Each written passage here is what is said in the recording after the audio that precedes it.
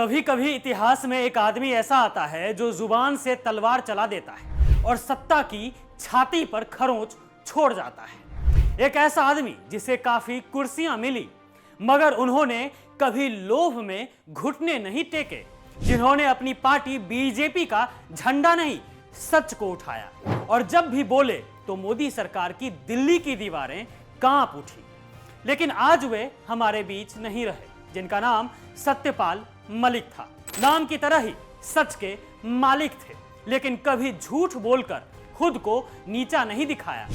मोदी सरकार की पोल खोली, मोदी सरकार की लापरवाही गिनाई, मोदी सरकार की ऐसी की तैसी कर दी, लेकिन झुके नहीं। सत्यपाल मलिक वो नाम जो कभी सत्ता के साथ कदम ताल करता था।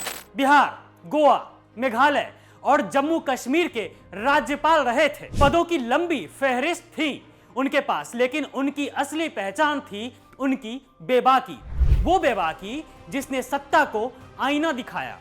वो सत्यपाल मलिक 79 साल के उम्र में देश की सभी जनता को अलविदा कहकर हमेशा के लिए गुम हो गए।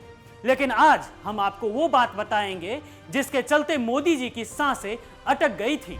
अजित डोभाल से लेकर गृह मंत्री अमित शाह तक मिन्नतें करने लगे थे कि बात आउट मत करना वरना फंस जाएंगे। जी हां जनाब, याद है आपको 2019 का वो पुलवामा हमला? जम्मू श्रीनगर राष्ट्रीय राजमार्ग पर भारतीय सुरक्षा कर्मियों को ले जाने वाले सीआरपीएफ के वाहनों के काफिले पर आत्मघाती हमला हुआ था, जिसमें हमारे 40 जवान मारे गए थे। सभी को लगा कि इसमें पाकिस्तान का हाथ था। हां, जरूर था। पाकिस्तानी आतंकी शामिल थे इस घटना में, लेकिन लापरवाही किसकी थी? मोदी सरकार की लापरवाही से 40 जवान मारे गए थे। इसी बात को लेकर जब देश के नेता विपक्ष राहुल गांधी ने सत्यपाल मलिक से पूछा था कि पुलवामा में असलियत में क्या हुआ था, तो सुनिए उन्होंने क्या कहा था। जिस दिन ये हुआ तो ये नेशनल कॉर्बेट पार्क में शूटिंग करा रहा था अपनी, तो ये अवेलेबल मैंने 3-4 बार कोशिश की, मिला ही नहीं मुझको। 5 या 6 बजे इसका फ़ोन आया, हाँ सतपाल भाई क्या हुआ? मैं कहा हमारे इतने लोग मर गए हैं और हमारी गलती से मरे हैं। तो बोला नहीं चुप रहना, अभी कुछ नहीं बोलना इस पे। सुना आपने, कुछ नहीं बोलना इस पे। ये खुद मोदी जी ने कहा था पुलवामा हमले के बाद सत्यपाल मलिक को। लेकिन आप इस बात पर गौर कीजिएगा जिसमें सत्यपाल मलिक ने कहा था कि हमारी गलती से ये हमला हुआ है। जी हाँ जनाब, मोदी सरकार की गलती की वजह से ही ये कांड हुआ था और ये बात भी मैं नहीं कह रहा हूं, सत्यपाल मलिक ने ही कहा था इस बात को। आपको बता दें कि पुलवामा हमले से कई महीने पहले देश की सेना ने 5 एयरक्राफ्ट मांगे थे, क्योंकि एक जगह से दूसरे जगह जवानों को सुरक्षित ले जाना था। अब क्योंकि जम्मू कश्मीर में आतंकवादी हमले होते रहते हैं, तो सेना ने उसी दृष्टिकोण से सरकार से ये मांग रखी थी, लेकिन सरकार ने एक ना सुनी और एयरक्राफ्ट नहीं दिए। फिर क्या हुआ? हमारे जवान मारे गए। सुनिए सत्यपाल मलिक के इस बयान को। पुलवामा के शहीद जिस तरह हुए थे इसलिए हुए कि उन्होंने 5 एयरक्राफ्ट मांगे थे।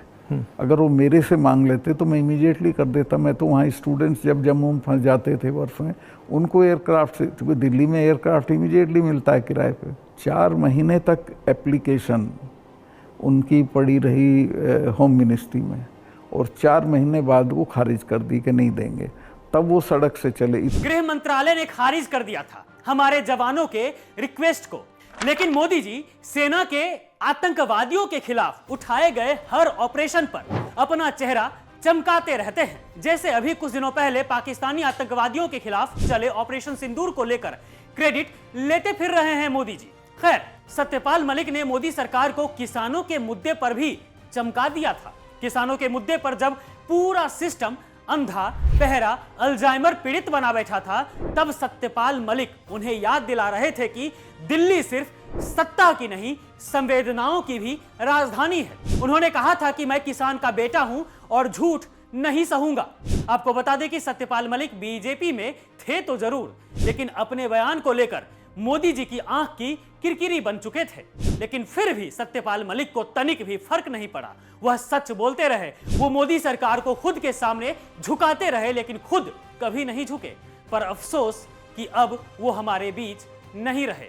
दिल्ली के आरएमएल हॉस्पिटल में उन्होंने आखिरी सांस ली। सत्यपाल मलिक राजनीति के इस धुएं धुएं माहौल में खुली और स्वच्छ हवा थे, जो सत्ता के सामने खड़े होने की हिम्मत को जिंदा छोड़ गए और जाते जाते हमें आईना दिखा गए कि कुर्सी नहीं, कलेजा बड़ा होना चाहिए।